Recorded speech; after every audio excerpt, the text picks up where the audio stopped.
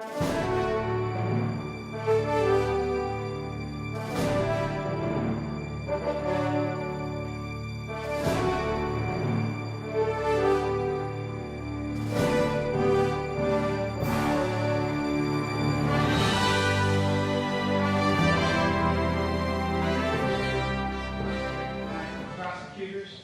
start with, let's see, the first of the new generation of prosecutors that's here tonight. We have 3 more coming in, but unfortunately due to flight delays and things like that, they're coming in through the course of the evening and they couldn't join us here tonight. And so I'd like to introduce David Crane.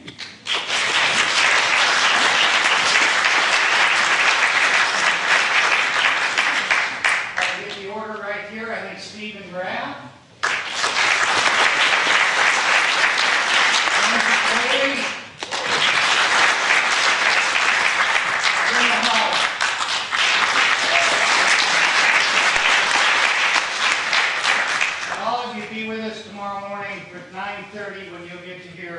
Stephen Graff give our keynote address.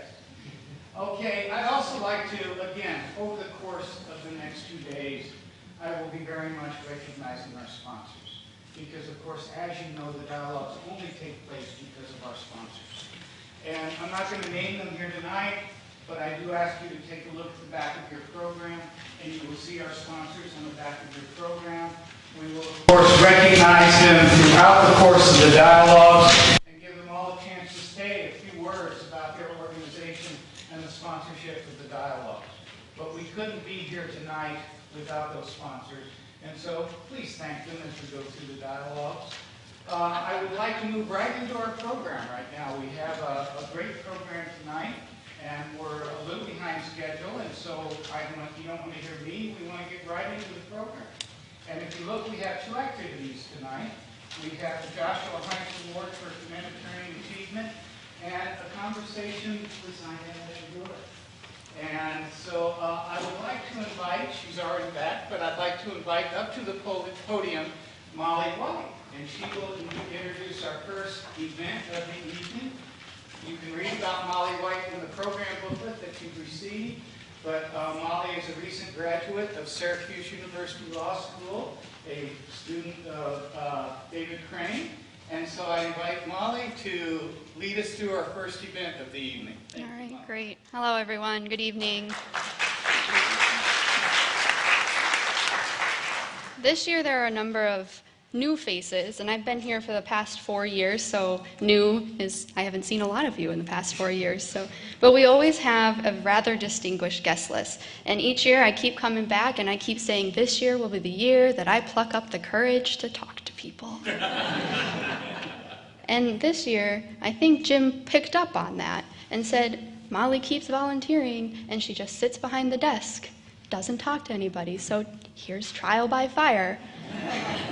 And so now I have the distinct honor to introduce the Heintz Award for Humanitarian Achievement. And each year, the Dialogues honors an individual whose dedication to international humanitarian justice is inspiring. This year, our 2 recipients are no different. Allyson Caison began her life of activism by organizing Give a Hoot, Don't Pollute, her first protest at age 10. Similarly, the humanitarian bug bit Christina Cowger early in life. In the 1970s, she was a member of the organization People for Southern African Freedom, which played a role in persuading Oregon's higher education system to divest from corporations doing business in South Africa. In 2005, Allyson and Christina came together as founding members of North Carolina Stop Torture Now, a grassroots network working to end America's Rendition, Detention and Interrogation program, and established the North Carolina Commission of Inquiry on Torture. It is now my pleasure to invite Joshua Heintz up to the podium to say a few words and present this award. Thank you.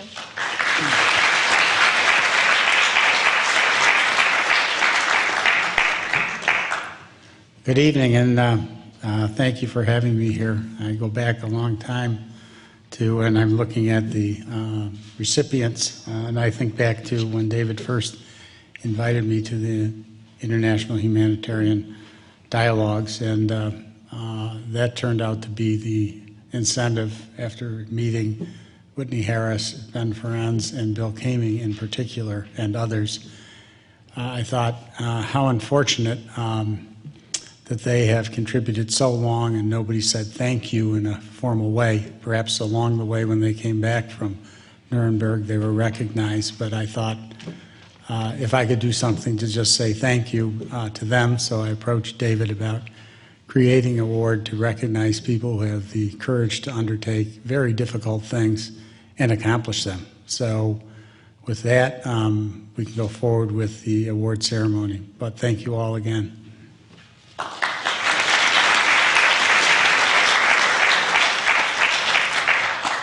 If Allyson and Christina would like to come to the podium and say a few words.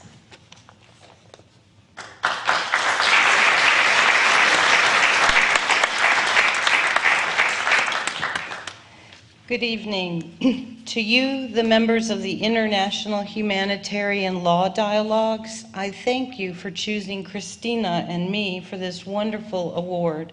But please know that we represent hundreds of individuals who for many years have collaborated as North Carolina Stop Torture Now to bring North Carolina's role in the Rendition, Detention and Interrogation program to light.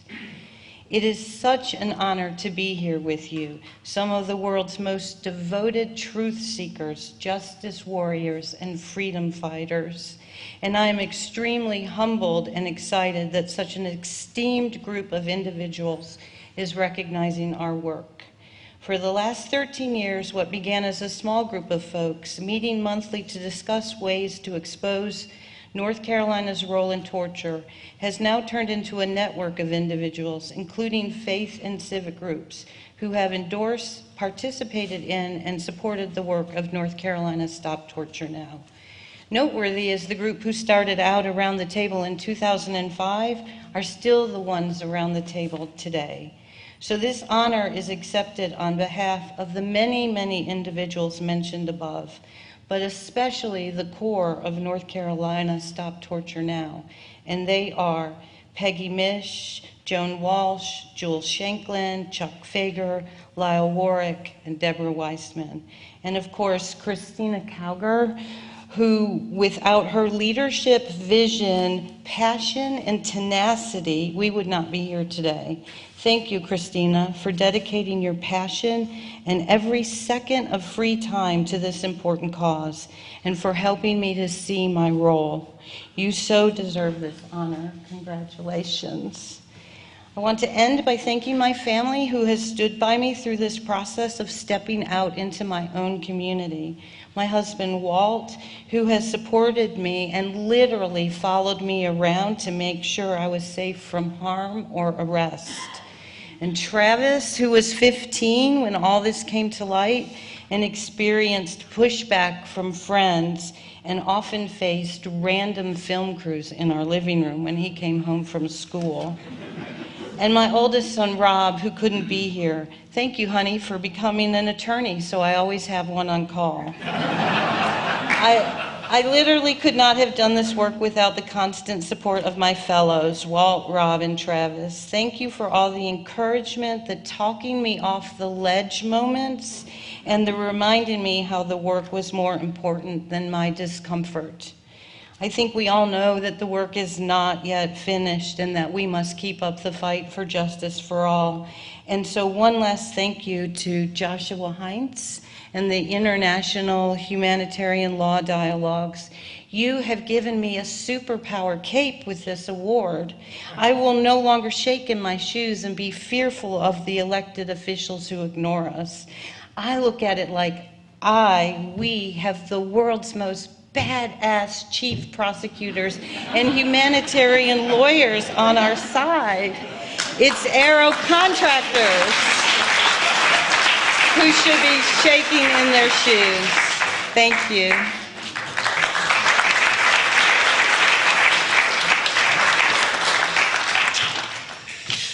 Allyson has always been a hard act to follow. Like Allyson, I find it enormously humbling to receive an award previously bestowed on such brave and brilliant figures as Ben Ferenz, Sergei Magnitsky, and Zainab Bangura. It's hard to express how awed we are to be in your company. That grassroots anti-torture activists from North Carolina are receiving this award is testimony to at least three things, I think. First, that the U.S. Rendition, Detention and Interrogation program of the post-9/11 decade is an ongoing human rights catastrophe.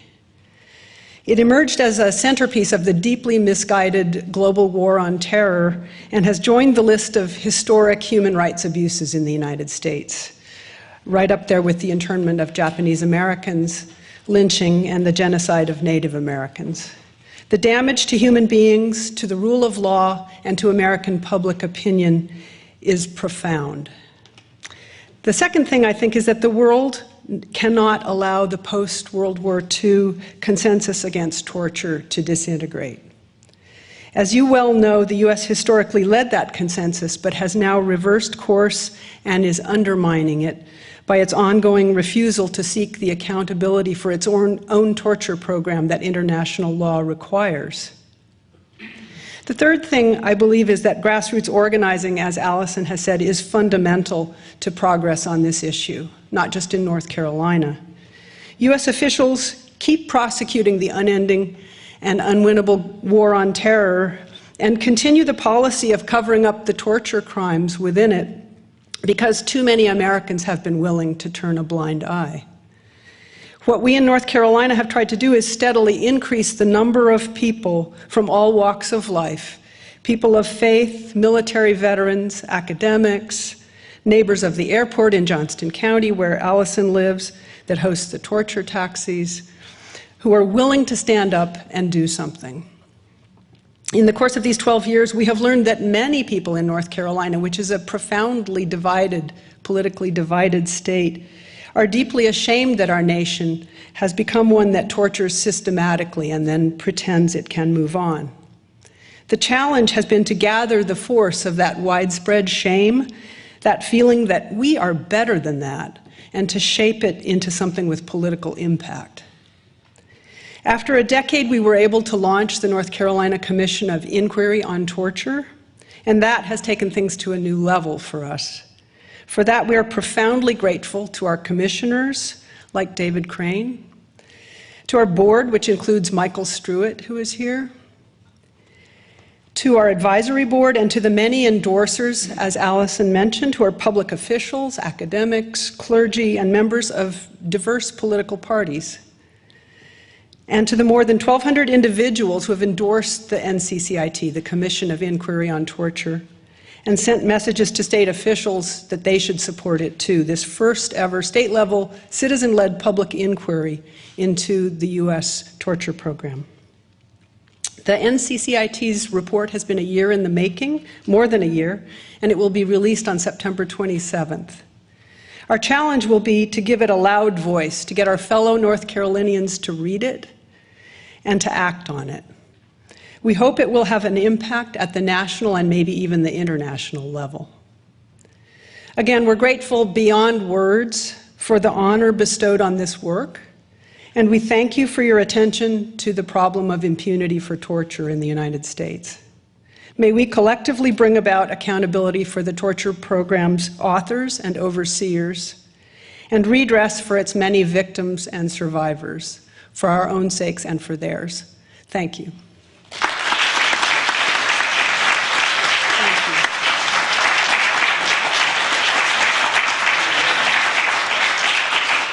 So now that you've both settled back down and think you're out of the spotlight, we actually have the physical award for you. So I'm going to invite you right back up. So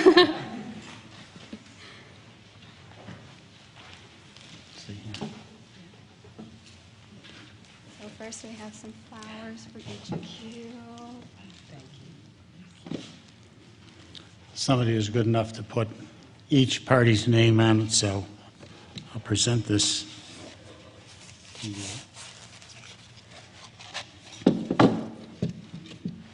Allyson.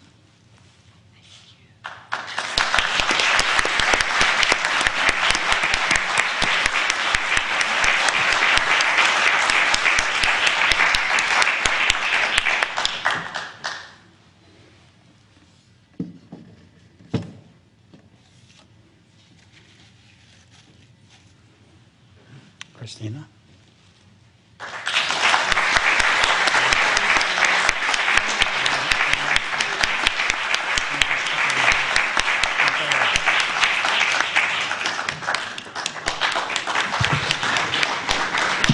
Please give the recipients a standing ovation. Thank you.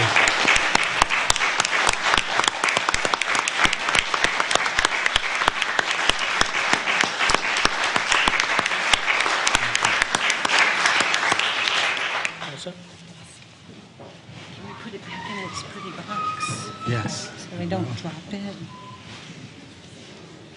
That's beautiful. Can we leave it up there for now? Sure. Okay. You'll just leave them here. Yeah, yeah. Okay, just take care of them afterwards. Okay, wow, that was terrific. And, you know, all of us look at the work you're done and what you do. And we just can't thank you enough. I do have to say after that, I think in a couple of years, Molly's going to have my job. But it may be time. I don't know. It's a great job. Okay, now I'd like to invite up someone that we all know for the second part of this evening's program. And I'm just not going to say a lot about it. Great, come on up.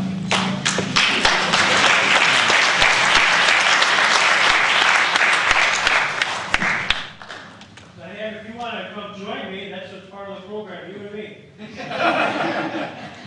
But while she's coming up, last year, as we all recall, the winner of the Heintz Humanitarian Award was, in fact, Zainab Bangura.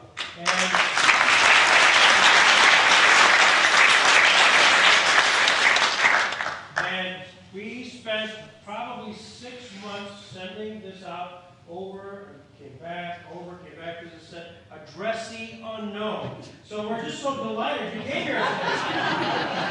So I would be glad, I'll just share this with you. This is what we were. In fact, Josh, why don't you come up here?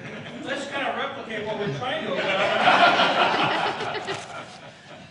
She was involved in a variety of other things. So, Josh, why don't you get a picture there? Lori? Yep. Okay. She was busy trying to run for president. I'm right up here, guys. Can you look up here? Thank you.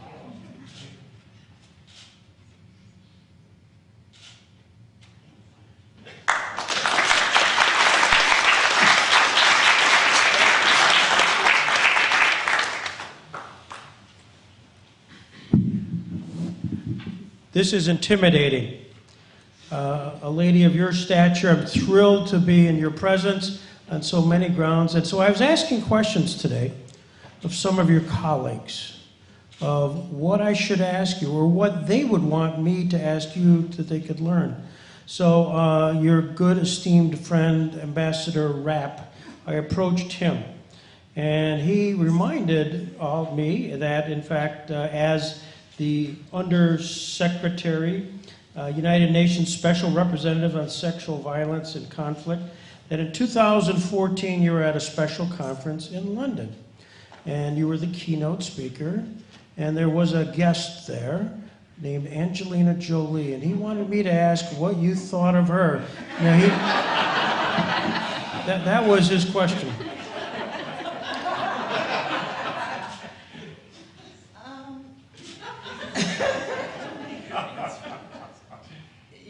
I think Angelina Jolie, together with William Hague, who was then the Foreign Secretary for the UK, together launched this prevention against sexual violence, the UK office. And I think the good thing about working, as much as difficult as it was when people at that stature, film stars, they add their voice to an issue, it opened doors. I remember William Hague as Foreign Minister, we had a G8 summit.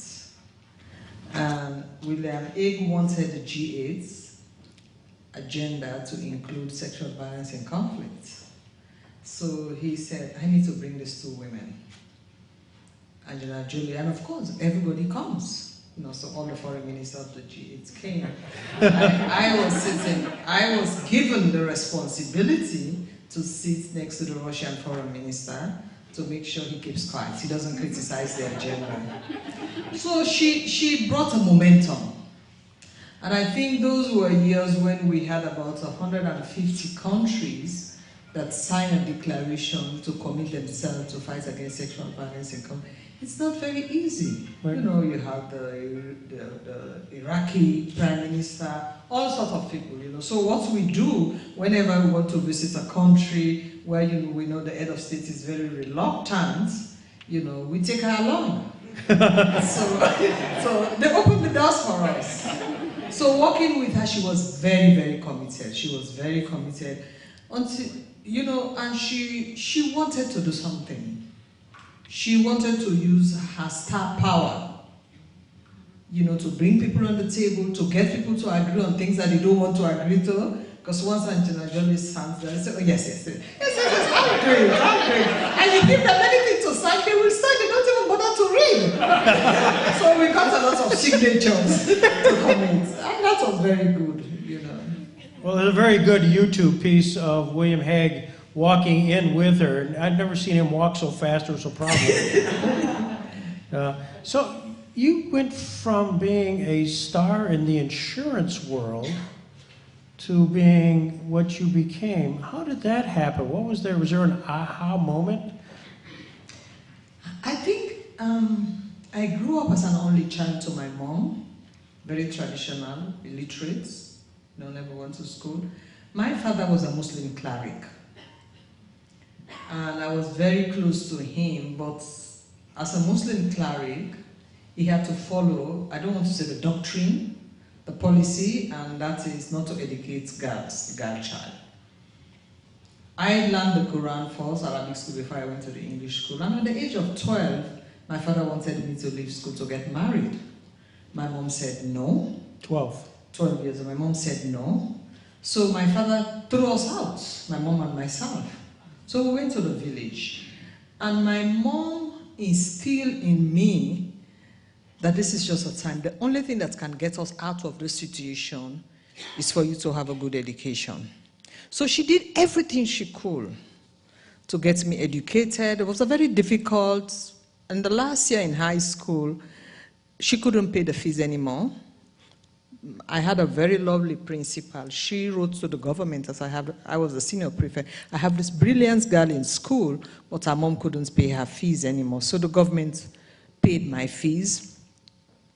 And then I took the exams. I went to, we call it sixth form, which is like college here in the US.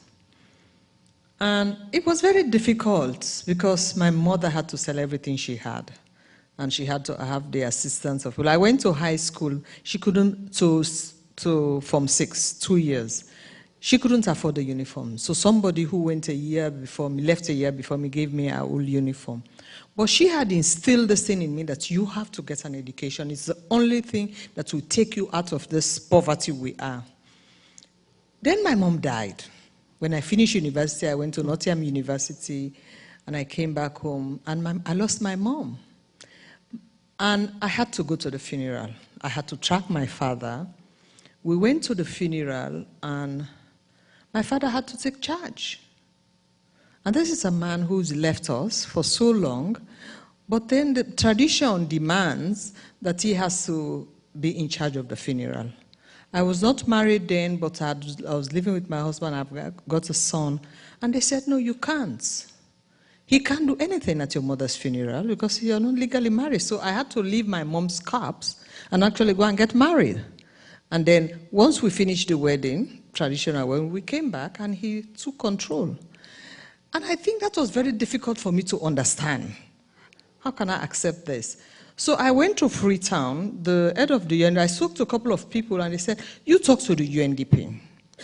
The head of the UNDP was then Mrs. Nuru. She was from Tanzania, so an African woman. So I made an appointment and I went to her. And then I spoke to her about my experience, and then she laughed. She said, that is what you call women's rights. She said, you have a problem in Sierra Leone. In as much as our constitution says we are all equal, but the constitution also recognizes the religious and customary laws. So actually your father has a right, so we have. So To cut a long story short, that's how I became interested in women's rights issues. And I started a campaign, started an organization called Women Organized for a Morally Enlightened Nation. Just as Sierra Leone was going into a military government, there was a coup. And then I realized that you can't fight for women's rights under a dictatorship. So I turned my attention against the government and tried to throw them out, insisted that we have to have democracy. And then while we were doing this argument, the United States, they have what they call now, they call it the Young African Leaders Program. But it used to have a different name. So the lady who was the public relations officer, Kiki Monshi, she's in California, she's retired. She kept listening to me as I got involved in this debate about democracy. And she said to me, you know, you have a potential. She said, but what you will do is I need you to go to the United States. They have what they call International Visitors Program then, which was a 6-week program. So I came to the US, and the title of the program was Grassroots, Pluralism and Grassroots Democracy. So I spent 6 weeks traveling the length and breadth. And the one thing I took back home was, as diversified as the US was, but they had certain values that held them together. It doesn't matter who you are, where you come from. These principles and values protect people and gives you a voice. So I went back to Freetown, and I went to the American ambassador, and I said, I want to work for democracy. She looked at me. Are you crazy? You are living under a military government. So I said, I do want to work for you. I said, because there is something that tells me this is what we need in Sierra Leone. So she said, okay. So they gave me my first grant, which was $25,000. I set up an organization, and I started working. Because my mother comes from a grassroots level, she was a market woman, so I started working with the market women. And I realized our society, because the government had collapsed at the national level, the people, the citizens, set up their small networks. So I went and studied those networks, even though the leaders were not elected, but they were respected. So I got the leaders, the American embassy gave me space, and I started training them and trying to indoctrinate them on democracy. And then once I was content enough that they were ready, I took on the governments and went into the streets. And so once we had and at that time the war started going on in Sierra Leone. And once we were able to have an election, I gave up my insurance job. I set up a whole new organization working on human rights and democracy. And then the war was at its height, started documenting the atrocities, monitoring, documenting, and reporting the atrocities that were happening in Sierra Leone. Outside and at the back of I had people deployed behind rebel lines. So I was reporting on atrocities of the war and atrocities here. So I started providing all that kind of support. And then that's how the rest of it is history. Being female, did you run into a lot of glass ceilings as you were advocating and agitating? Was that something that was part of your experience? Oh yes, I come from a very traditional culture where women don't have voices. Up to today, as I speak to, women cannot be traditional leaders where I come from. And my society is very, so it was very, very difficult, you know, because people were just difficult to accept. But I had one philosophy, I think it was, who was it who said that at the banquet table there are no reserved seats. I learned very early that you don't have to wait until you are invited. If I want this, example, the World Bank went to Sierra Leone, they were discussing something on local government. I don't wait for invitations. I go to meetings, I participate. And so people, I think they were so shocked how abrasive I was. And sometimes they just don't talk. But I don't wait for you to ask me to sit on the table. I believe that if I wait, I will wait for the rest of my life. So there was a lot of obstacles, but for me, the result is what matters. Because I needed to break, you know, the barriers. I needed to break the culture of denial, the culture of silence. So I needed to be very aggressive in dealing with it. And one of the most interesting things is that everybody thought, she doesn't behave like a woman. I remember one of the interesting experiences, they wrote so much about me in the paper, the way I was behaving and all sorts of things. And I sat in the sitting room with my husband, And I said to him, I said, why is it that people just think that I don't behave like a woman? And he turned to me and looked at me. Don't you know that you have male hormones? And I said to him, oh my God. And I just realized I had a lot of these battles. But I think that's the courage I had, because I had a lot of support from international people. During the height of the war in Sierra Leone, the American ambassador, the British High Commissioner, they gave me a lot of protection. They went with me to places. Sometimes I couldn't sleep in my house, but they went with me for long. They made it known that they had my back. That was one thing that helped me in my country in a difficult time, because the international community supported me greatly. You have something in your house, an inscription on what looks like a wooden carving. I'm reading this. It says, "Let your faith be bigger than your fear." Is that a mantra of is that something you believe in? I'm a very spiritual person at heart. You know, I'm Muslim, but I also believe in the Bible. And I think that's what my faith has kept me going, because I always believe this is destiny. This is what I was chosen to do. And I think there is a bigger being over there who looks after me. So I can even go into the lion's den, because I just have that courage that once I do it, and once I do it with all my heart, and I do it not because of me, there's something that protects me. So my faith is very strong in what I do, my faith in God, and that I do it for humanity, because whatever I do, there are lots of people who benefit. And I benefited from a lot of the goodwill of a lot of people, and that took me the long way. So, and you believed in the goodwill of a lot of people, and being from Sierra Leone and seeing the various atrocities, there was a court, of course, created, the Special Tribunal of Sierra Leone. Give me your best story about David Crane.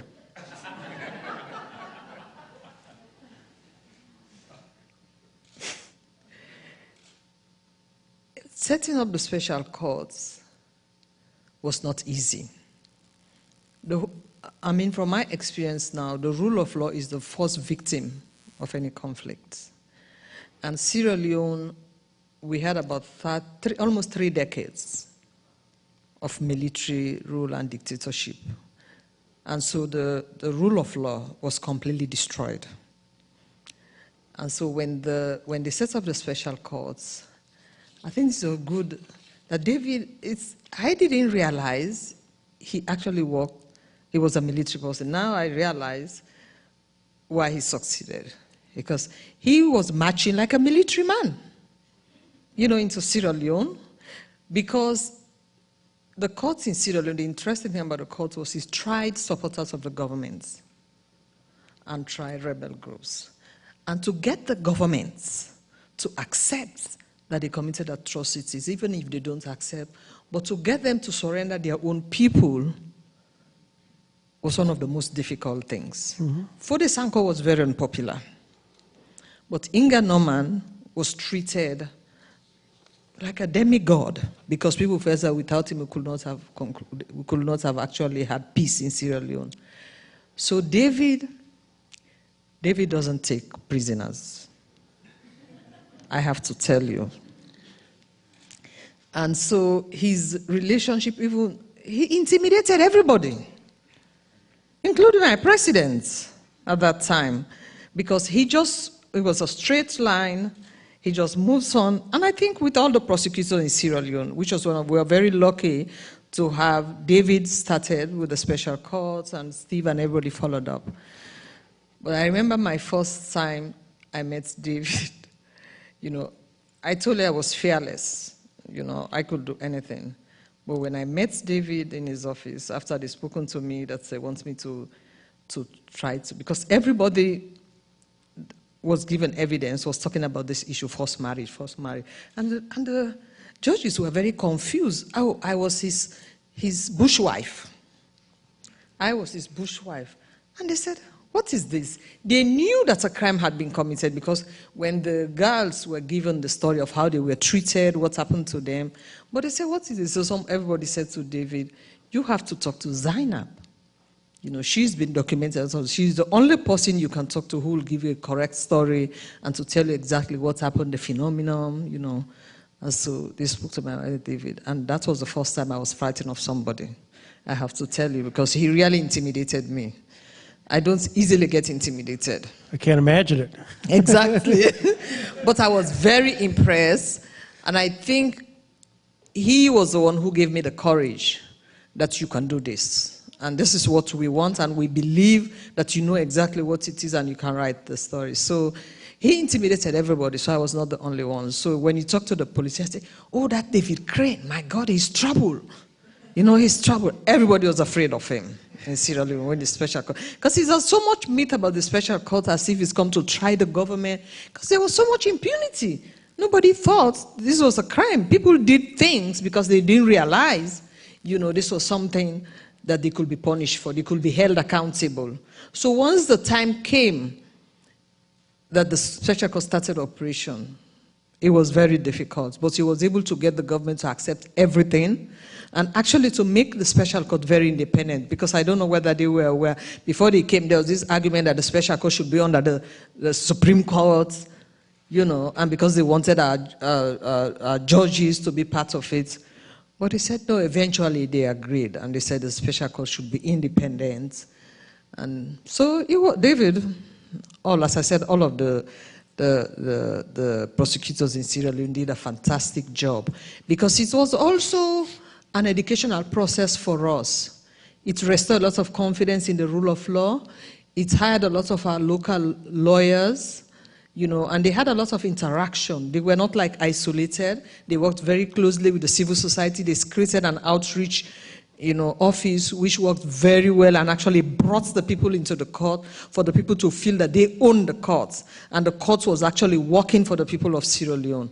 So it was a very interesting experience, and I think that later on people looked at it as one of the best examples of how it was, and that mostly was because of the prosecutors, because they realized that the special courts would be unpopular if it was not owned by the people of Sierra Leone. And so one of the things that they did was making sure that the people feel that this court was come not only to give them justice, but they own the court, and the court listens to them, and it reports to them, and that was a very good example that he sets. You were gathering all of this information not in anticipation that there would ever be a court. I assume the RUF wasn't very happy with you. You spoke pretty brazenly about their atrocities. Did you get fear for your life at all? I mean, you're kind of out there. Oh, yes. So there's several times, I wouldn't say attempts were made, but I had a lot of threats. But I think the worst time was January 6th, when the rebels actually entered the city. What year was this? 1996. Okay. 1996, I think. 99, yes. When the RUF entered the city. You know, I think they should have taken the city before Christmas, but Sarge Musa died at Waterloo. So they stopped at Waterloo. So for about a week or 2 weeks or more than that, the city was under siege. We were doing all sorts of advocates. The government had brought in the Kamajos in towns. People were shot, were killed, people were disappearing. And then the 5th of January, I was informed by the now Minister of Education, who was then the Secretary General of the Teachers Union, that he thinks the rebels were going to enter the city. He was living in Kisi. He came over to the West End, or he lived in the East End. He came over to the West End, and that's where he spent the night. And I got a call at about midnight from the president of the Labour Congress. And he said that they've entered. And that night, I was on VOA and BBC, you know, giving an interview, talking about, you know, what it will mean if the city falls, and talking all sorts of negative things against the rebel. Because we had a very strong civil society network, we had each other's telephone. So once the city fell in the East End, people kept calling me to say, this is where they've arrived, this is where. So by the time they got to Liverpool Street, which is the center of Freetown, we then were able to pick up their strategy, which was to use the people as human shield. to get all the people in front and the rebels to be at the back, so that if the Nigerians go on a counter-attack, they will kill the people. So we informed the Nigerians. By the time they got to Congo Cross, because every stronghold checkpoint collapsed, so the Nigerian then mobilized, retreated, and mobilized at Congo Cross Bridge. And then once they arrived there, the mobs arrived, the Nigerians got all the people to lie down. And then they walked over them and attacked the rebels. There was a massive, massive slaughter of people. Because they stretched across the city, Congo Cross, Tengbe Town, Hill Station, my house was like less than 500 yards to where the lines were drawn. They knew that I was leading the resistance. And as they were singing my name and telling people that we'll get her, we'll rape her and we'll kill her, people started calling me. So I called the Nigerians, and they had armored cars in front of my house. That, for me, that's the most frightening time of my life, because they came literally 200 yards from my house, and the bullets were flying. And for 2 nights, I couldn't sleep. I was in my sneakers, my jeans. And on the 3rd night, I wrote the names of all my friends, their telephone numbers overseas, and everybody. And I had some cash, and I gave it to my son. I said, once the gates was hit, you leave. And for 2-3 days, the lights went off, the telephone system went off. We couldn't even cook in our houses because they would see the smoke. The 3rd day or the 4th day, when a friend of mine, who was then Julius Spencer, came knocking at my gate, I thought the rebels were here. I asked my son to jump, and Julius shouted, and he said, it's me, Julius. He came with some Nigerians, and they said the government has fled. So the president has run away, the ministers have left. So we had to take charge. For 1 week, we ran the country. But that was the closest I came to, and I was very frightened. So up to about a month, they had us Nigerians in the vicinity of my street.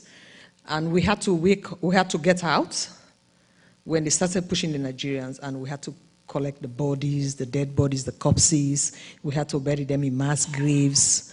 And the British sent a military ship with pesticide or whatever to spray the city, to clean. We had to wash the streets because the dogs and vultures were eating the dead bodies. So that was the closest. Yes, several times they had attempt. In the end, Fode Sanko and I became friends when he came to town, because it came to a time when I was the only person who could confront him. Everybody was afraid of him. It was a very difficult period. Well, and that only was equaled by your meeting with David Crane. So, many people admire you. I mean, you are really a role model for so many folks. Do you have role model? Did you have somebody as you reflect on your career, you say, that's an individual I would like to emulate, or somebody who was special? I was an history student. I read a lot about people, who had done lots of work to transform their countries. And I look after people, of course, for a long time. They call me the Iron Lady back home. They still do call me the Iron Lady because of Margaret Thatcher. I respect strong people, people who stand up for their beliefs, people who don't get influenced by others. So when I read history book to Margaret Thatcher, whether the Bismarck, all of those people, is the people who decided this is the right thing, that no matter what happens, this is what I'll pursue. And for me, that's the most important thing. People don't need to agree with me. I always say in Sierra Leone, I don't need you to love me. I need you to respect me for who I am, but not to think I like her. Because if you want people to like you, then you have to do what they want. And a lot of time, what they want is not something that you agree with. So I don't make a lot of friends. I have very few friends back home. Back home, I don't think I have 3 or 4 people I visit their homes, because at the end of the day, I have such strong conviction to myself that I disagree with a lot of people. People feel you're too strong, you're hard-hearted, you don't listen. No. You and I will be friends if we share a lot of values together. And those are the people I make friends. And so even in history, these are the people I believe in, people who believe in certain things and pursue it to the end. It doesn't matter what other people say about them. I was reading someplace that among the people you admire is President Ellen Johnson Sirleaf of Liberia and Angela Merkel. Did they fit those definitions? Yes. Ellen is more than a friend. She's almost like a sister to me. Yeah. You know, we met together when we started the Soros Foundation in Paris. So since then, I've stayed in her place. I respect her a lot because she went through hell in Liberia before she became president. She never gave up. I met her when she was struggling after the Samildu incident. Then we became friends. And since then, we're like friends. She just visited me because she knew I was sick. She came to see me in Freetown. I think in November, I'm going to visit her in her farm. Angela Merkel, I know her. You know, when she had I met her when I was foreign minister. She invited me to an activity, and then most recently, she invited me in Germany when she was chair of the G7.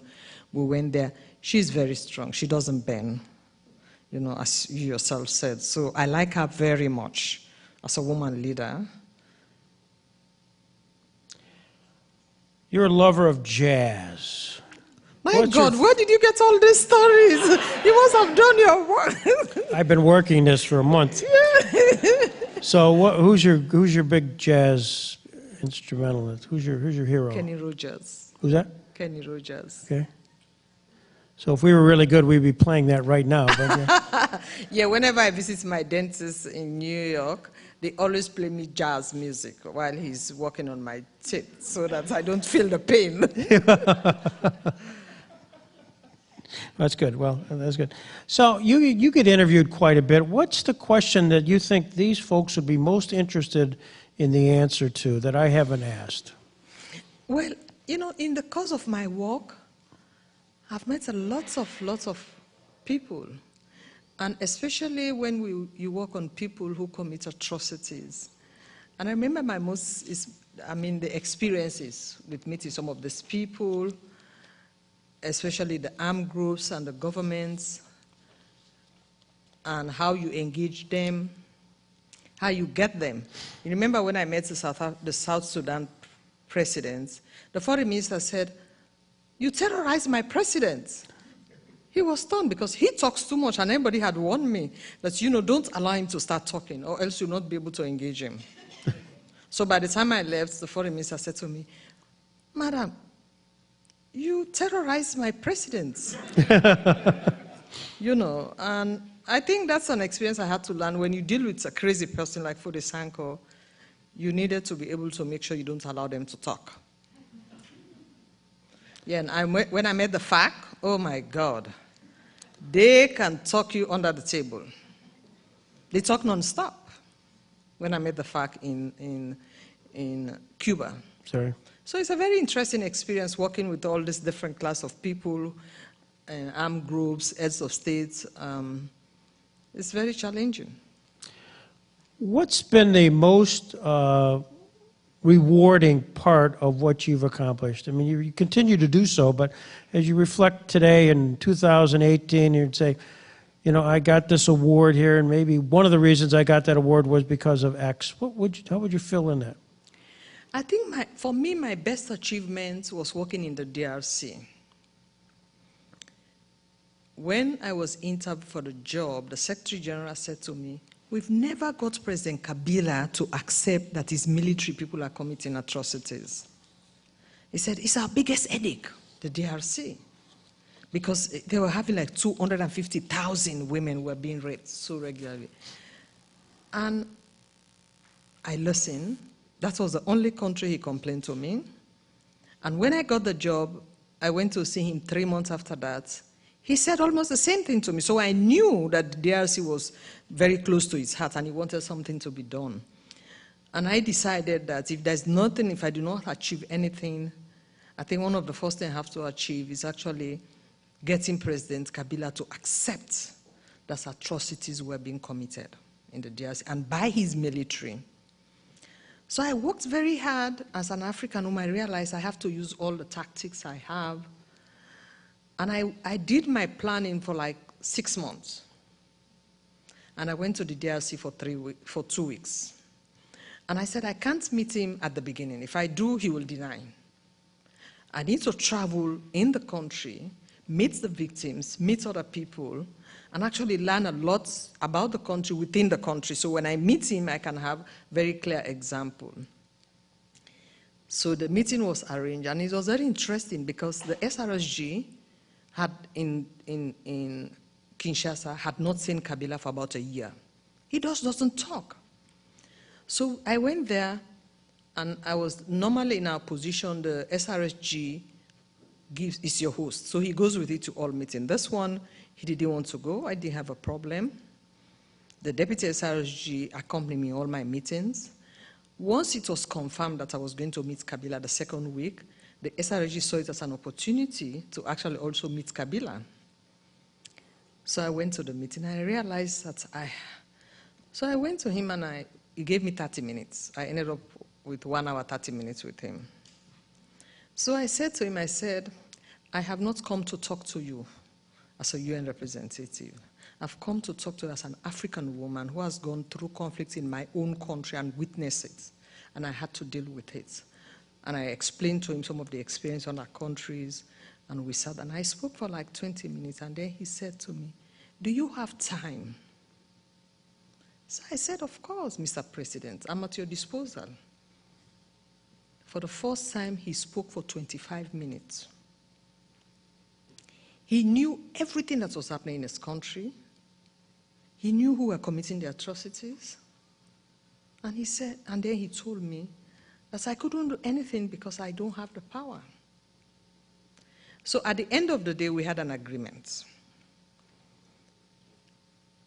This and this are what I want you to do. And I will do this and this in return. So we struck a deal. In the 2 years I worked with the DRC, we succeeded in prosecuting 150 military, including a general. The sexual violence committed by soldiers reduced by 50%. When we had a conference in London, I got them to invite the defense minister. And he didn't want to come. I spoke to President Kabila. I asked him to come, and he was so intimidated because all the NGOs were demonstrating against the DRC. So I said to him, the DRC government has never had a voice. You have to. He said, what do I say? I said, don't worry. I got him, my staff, to prepare a speech for him. I sat with him to read the speech. His posture, because he was very aggressive, I said no. And he even started complaining about the ICC. I said, no, that's not your problem. You don't complain about the ICC. You talk about your problem. And then at the end of it, I say, make a commitment that you will never stand by. Accept responsibility that, yes, crimes has been committed by the military, but you make a commitment. You know, we set up a very strong military prosecution division in the army, which became stronger than the civilian prosecution team. And so the last General Assembly, or the second to last that President Kabila went before I left the UN, he invited me in his hotel. Then he said to me, thank you very much. I got the parliament to have a subcommission, a committee in parliament that addresses sexual violence. So everything I asked him to do, he did. And for me, that was a great satisfaction because he never, the Secretary General went there, he refused to discuss sexual violence. My predecessor went there 3 days. She went 3 times. President Kabila refused. But I was able to get him to accept and take responsibility. And the first time I went to DRC, the chief army staff, the chief of army staff, refused to talk to me. President Kabila had to call him. And he called me to ask for a meeting. So that was one of the lessons I learned. I had a very difficult time with South Sudan. I met the president 5 times. I met the rebel leader 5 times. It was very difficult. Iraq was also very difficult with the prime minister. So I had a lot of difficult, but the important issue is at the end of the day, they all accepted that yes, we take responsibility. But I was never able to get them to move the next step. But at least with the DRC, he moved and he made a lot of changes. But I was working with Saving Rap to actually have a court. We were not able to get it before we all left. But that was my best pleasure in working. Well, he thanked you, and we thank you for all that you've meant to all the International Law Dialogue works and for receiving this specific award. Thank you very much.